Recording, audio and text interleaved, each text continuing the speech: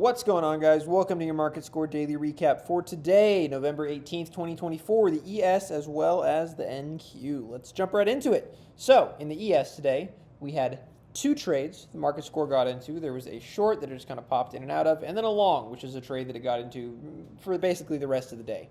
And it was kind of a trend day the way that you'd expect. Market score got in right at the base here as it was starting to go upwards, and then you had a max of 31.25 points that you could have gotten. If we take a look down at our graph here, so this is our upside versus our downside, you can see that the upside had a lot of strength early onward and then just kept it all day.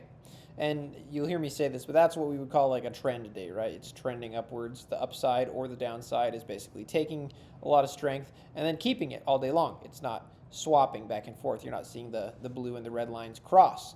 And if we take a look over here, then you can see that reflected too, right? So when we have that kind of a disparity between the upside and the downside, like a 40, 50, 60 point difference, which is what we're seeing for most of the day here, 80 points right there, then that means that it's likely that longs are going to be your best bet. If we take a look over at the NQ, pretty similar story, an even sharper jump right here, and a max of about 159 points that you could have gotten.